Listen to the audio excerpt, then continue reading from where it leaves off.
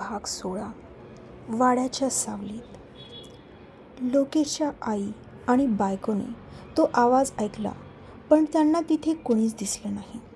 त्या समजून गेल्या की ती आत्मा अजूनही तिथेच आहे. त्या खूप घाबरल्या आणि बाबा येण्याची वाट पाहू लागल्या. प्रितेश तर हॉस्टेलवर राहायला गेला होता आणि लोकेश ऑफिसमध्ये. त्यामुळे घरात फक्त एकच पुरुष होता, ते म्हणजे बाबा. थोडा वेळ गेला आणि मग बाबा आले. त्या दोघींनी थोड्या वेळापूर्वीचा प्रसंग त्यांना सांगितला. तेही घाबरले, पण हताश न होता ते आल्या पावली त्यांच्या मित्राकडे गेले. त्याला आपल्या बायको आणि मुलांसोबत जे घडलं होतं आणि आताही जे घडलं त्याबद्दल सांगितलं. त्या मित्राने त्यांना मागच्या वेळी आलेल्या मांत्रिकाबद्दल सांगितलं, पण मांत्रिकाने सांगितलं होतं की त्यांनी त्या आत्म्याला बाटलीत कैद केलं होतं म्हणून. पण तरीही ते दोघे मिळून पुन्हा त्या मांत्रिकाकडे गेले. पण तिथे गेल्यावर त्यांना एक वेगळाच प्रकार आढळला. मांत्रिक जिथे बसायचे तिथे एक वैद्य बसू लागला आणि त्या वैद्याला मांत्रिकाबद्दल विचारलं तर तो म्हणाला, त्यांना अचानक एक गंभीर आजार जडलाय. काही दिवसांअगोदरपर्यंत ते इथेच बसत होते, पण माहिती नाही अचानक त्यांच्यासोबत काय घडलं. त्यांना अचानक जोराचा खोकला लागला, खूप ताप आला आणि ते बेशुद्ध पडले. मी आणि माझ्या सहकाऱ्यांनी त्यांना उचलून आमच्या आश्रमात नेलं. सध्या ते तिथेच आहेत आणि त्यांच्यावर इलाज सुरू आहे. पण तुम्ही त्यांना भेटायला आला होता, असं काय काम होतं जे ह्यावेळी तुम्ही आलात? मला सांगा ना, कदाचित मी तुमची काहीतरी मदत करू शकेल.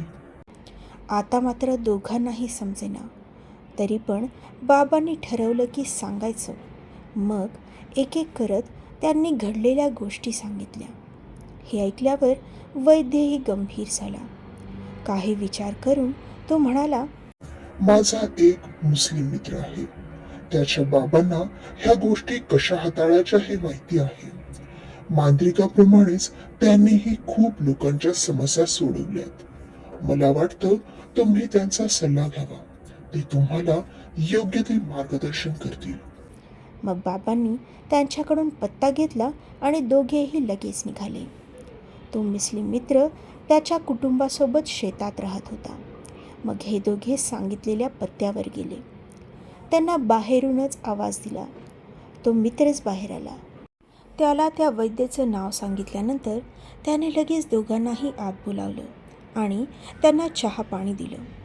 खरंच याची त्यांना आता गरज होती, कारण बराच वेळ झाला होता ते बाहेर पडले होते आणि टेन्शनमुळे त्यांना तहान लागली आहे ह्याचंही भान राहिलं नाही.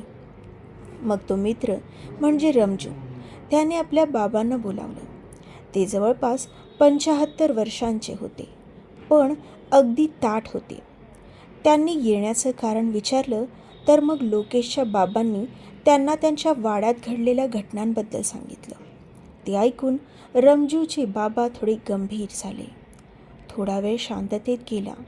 मग ते म्हणाले, मांत्रिकाने त्या आत्म्याला बाटलीत बंद केलं होतं. हे जरी खरं असलं तरी ती आत्मा इतकी ताकदवान आहे की तिला कोणीही सहजासहजी कैद करू शकत नाही. ती आत्मा खूप वर्षांपासून तिथे आहे. याआधीही खूप मांत्रिक मौलानांनी त्याला तिथून हलवण्याचा प्रयत्न केला, पण त्या आत्म्याने स्पष्टपणे सांगितलंय की त्या आत्म्याच्या नादी लागू नये, नाहीतर ती कुणालाही सोडणार नाही.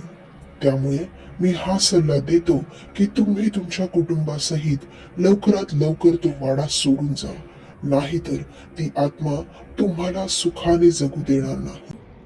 त्यानंतर त्यांनी त्या वाड्यातील भूतकाळात काय काय घडलं ते सांगितलं.